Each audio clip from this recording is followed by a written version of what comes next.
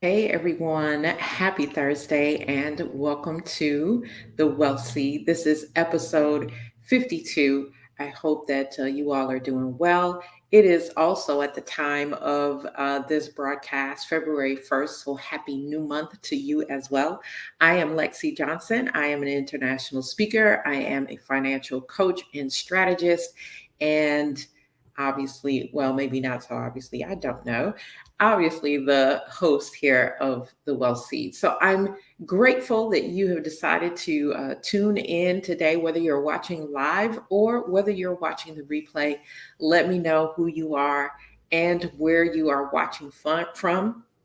If StreamYard shows me who you are, I will definitely do my best to acknowledge you. If not, um, no worries. I usually come back to the comments a little later on. And so if you have any questions or anything like that, be sure to drop them in the comments and I will be sure to answer your questions. All right. So today's topic, we are talking about smart things that you can do with your tax refund in 2024. That's right. That's what we're talking about. And my hope is that this broadcast will help people to really think about some things that they can do that will show years down the road, right? Like there are so many people who get their income tax refund, and I'm telling you, within a few days, it's gone. Like, and you have no idea what it was spent on, right? Except for maybe if you got something like a television, or maybe you put a down payment on a car and got that. Maybe those are some things you can keep around for a while, but again, not lasting, right? So today we want to talk about 12 smart things that you can do. Well, maybe 12, maybe more, right? Let's see how many we get. Smart things that you can do with your income tax refund for 2024. Before we get to that, we're going to have our Kingdom Money moment. And so our Kingdom Money moment today is it's based on the scripture coming from First Timothy chapter 6 and verse 17.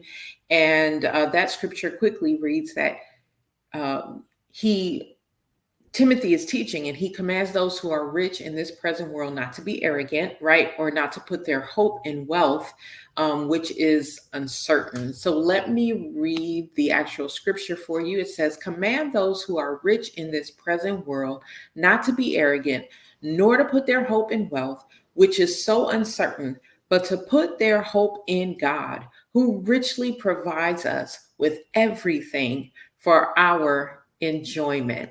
Listen, in this world, we are conditioned to give money a lot of value. We are conditioned to tie our emotions to money, right? But as kingdom citizens, we must remember that money is just a tool, that God is the source. Money is a resource. Okay, I'm going to say it again, that God is the source. Money is a resource. Okay. So whatever it is that we are desiring, even if it is something that is going to take money or cost money, we should first be seeking God, because in him is everything that we need, right? He owns all of heaven and all of earth. And so um, our I heard it put like this by one of the people that I listened to online. I can't remember if it was I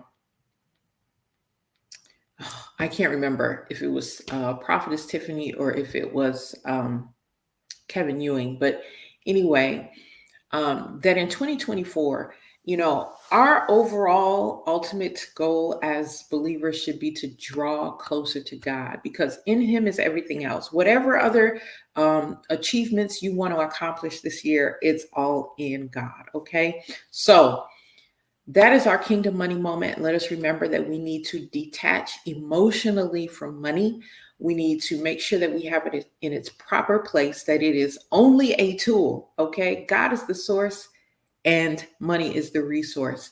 All right. So now let's get to these 12, maybe 12. I don't know. Maybe more, maybe less. We'll see. Let's see how far we get. Okay. Things that you can do, smart things that you can do with your income tax refund. All right. So the first one, if you do not have private life insurance, then that would be the first thing that I would get. Okay. So these first four are probably going to be like in order, and then the rest are not so much. Okay. But if you don't have any private life insurance, that would be the first thing that I would get with my tax refund in 2024. Okay. Many of us think that, life insurance is not important. You can wait, all of those types of things, but that is not the case. In fact, if you have not yet built wealth that you can pass down, right? If you have not yet, have land and property and things you can pass down, or other monetary assets that you can pass down, then you definitely need to make sure that you have life insurance, because that is a way also of transferring wealth, okay, to the next generation. And particularly if there's such a thing as an untimely death, then those who are depending on you for income and their well-being, you can leave them something behind through life insurance. Okay. So if you don't have any private life insurance, that's the first thing you want to do. And by the way, I am licensed in several states to do that. So you can click on my calendar request in the description there. All right. What is the next thing that you want to do with your income tax refund? Okay. So the first thing you want to do is get yourself some life insurance, private life insurance, if you don't have it. Number two, the next thing you want to do is to either start or beef up your emergency fund. That's right. That is the very next thing that I would do. Okay.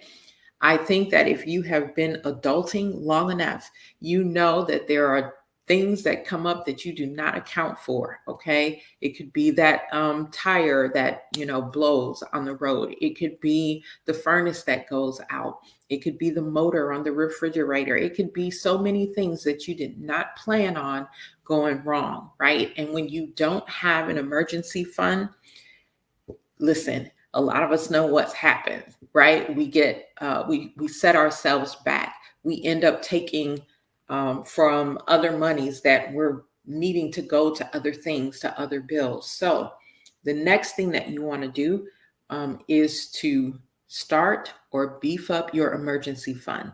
A good first goal for your emergency fund should be to get 3 months of your expenses in that fund. Okay. That's just a first goal. I usually recommend with my clients, and when I work with my private clients, that they save up to 6 to 9 months of emergency funds. I also did a video on emergency funds a couple of weeks ago, having to do with gold and silver and how else to divvy up your emergency funds. So you might want to check that out as well. Okay. All right. So number one, private life insurance. Number two, emergency fund. All right. The third thing that I would do with my income tax refund, or the third smart thing that you should do with your income tax refund, is to have an opportunity fund. Okay. An opportunity fund. What is an opportunity fund? That is money that is set aside so that you can invest. Okay. So either start an opportunity fund if you don't yet really have enough to make some type of investment.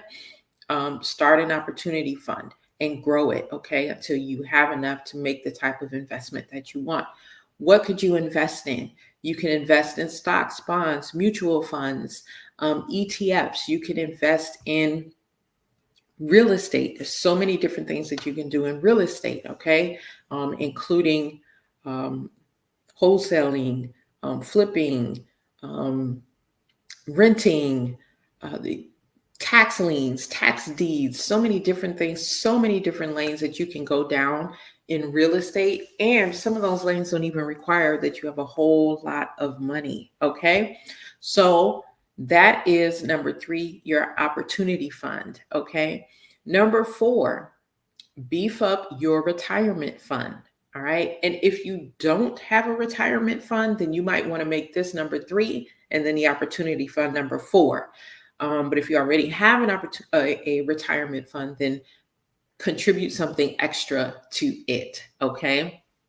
If you don't have a retirement fund outside of your 401k or 403b or whatever is offered through your job, then I'm going to highly suggest that you open one outside of your job, one that you can have more control over, one that you can that you have more selection options over, and one that you can contribute to after tax, okay? Because most of the 401ks, 403bs, TSPs, all of that, most of those things you're giving to, or you're contributing to pre-tax, which means that by the time you're ready to retire and live off of it, all of that money will be taxed, okay?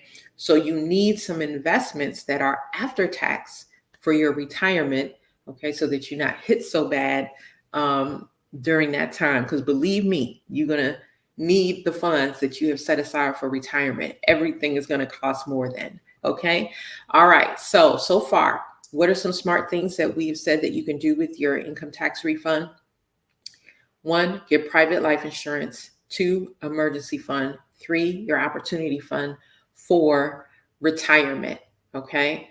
Retirement, beef up your retirement or open a retirement fund, okay? All right, now, once you've got those things out of the way, here are some other things that you can do, okay? Here are some other things that you can do. You can invest in yourself, okay? So what is a new skill that you would like to learn? What is a new skill? Like maybe you wanted to take up photography or knitting or, some other skill, and you wanted to learn. And I hope that you thought about monetizing it as well, because that's going to be number 6 here in a moment. But number 5 is to invest in yourself. Okay. What is the next thing that you want to learn? Is there some kind of certification, some kind of certificate, some kind of trade, some kind of something that you would like to pick up that hopefully eventually down the line you can monetize, which leads me into number 6, which is business, right? Start a business, especially if you've been thinking about starting some type of business for some time now, right? Start a business, take some of that money and use it as startup for your business, okay? Or if you don't want to start a business yourself, maybe you can take some of that money and you can invest in another business, okay? Invest in another startup. There was an app, and I cannot think of the name right now. I don't know if it was Republic or something like that. Oh man, I hope I don't have the name of that app wrong. But anyway, you can invest in businesses for like as low as $10. Okay. So that is number 6. All right. Number 7. Now remember, after the first 4, these aren't really in any particular order. All right. Number 7, if you have children, okay, rather than going and buying a whole bunch of clothes that they're going to grow out of in the next few months, right? And I'm not saying you can't buy them any clothes at all. I'm just saying don't go spending a whole lot of money on it. Instead, do something that is going to help them in their future, something that down the line that you can still see, right? Down the line that you can see that it is yielding a return. So what would that be? That might be a college fund, investing in a college fund. It might be investing in an UGMA or an UTMA, because sometimes, children may not go to college. College isn't for everyone, right? So you might want to invest in an UGMA or an UTMA. And then that will allow for them to use that money, not just for college. They could, but they could also use it for starting a business or some other type of thing that they want to pursue, right? You can open an IUL for your children. It's an Indexed Universal Life policy. And so it's not necessary, it's not to be used as life insurance. You're going to use it to create wealth. So in other words, you contribute to it, it grows over time, and then the child can take that cash value when they're of age to take that cash value, or not of age, but when they go to college or trade school or whatever it is they're going to do, or even help them with their first home, that money can go towards that. Okay. So do something to, if you're going to do something for your children, do something that's going to help them in the future to monetize. Okay. I really love the whole buying saving that money so they can buy a property later on. I love that piece, but any of those things are good. Okay. So that was number 7. All right. Number eight. Prepay your mortgage. So now notice, guys, you're going to notice that I have all the debt stuff towards the end of what I'm suggesting, right? And that's because many people year after year take their income tax refund. So many people take all of it, if not a very large portion of it, to pay off debt. And then they're right back at zero. And then guess what they're doing? Now they're going out and they are creating more debt just so that they can wait again for tax time next year. And so if you're in that circle, that hamster wheel, and you want to get off, I don't suggest taking large sums of your income tax return and paying debt off directly. I suggest investing it, taking the returns, and then paying it off. Okay. But one of the things that you can do with the smaller portion of whatever the smaller portion of your income tax refund is to make an extra principal payment on your mortgage. Okay. You make an extra principal payment or make an extra payment in its entirety. But even if you make the payment in its entirety, it should all go to the principal. Okay. This is a great way to save yourself some money and save yourself some money over the long term, because it will it will reduce the amount of interest that you have to pay. Okay. In just one extra payment per year can shave off, a couple of years on your mortgage. Okay. All right. There's really more that I want to say on that, but it has nothing to do with taxes. So we're going to keep it where it is. So you can make an extra mortgage payment. Okay. If there's no mortgage payment to make, you can make an extra principal payment on your vehicle. Okay. Yes, you can. You call your lender, and hopefully if they use a, simple loan, you call, say, hey, I just want to make an extra payment towards the principal, and do that. Okay. It has the same effect as if you made the extra payment on your mortgage. Okay. It's all designed to help you reduce the amount of time that you're going to be paying on it and reduce the amount of interest that you're going to be paying on those things. Okay. So that was 7 and 8. All right. Number 9. Making home improvements. Now, once again, I may not take all of my funds to make home improvements, but I may take a portion of it to make home improvements. Because again, I'm always thinking about how can I put some of this money to work for me here and now, and also in the future. Okay, so making home improvements can help you in the future. It's going to help you to build equity in your house. If you ever decide to sell your house, you can sell it for more than what you purchased it for. Or sometimes people will later down the line do a home equity loan or a home equity line of credit. Both of those things, be very strategic about how you're using them. I always say if you are going to take out debt, How are you leveraging it or leveraging a portion of it so that it gives you a return, right? And then you can pay off the debt itself. But home improvements, making home improvements is something else that you can do. Okay.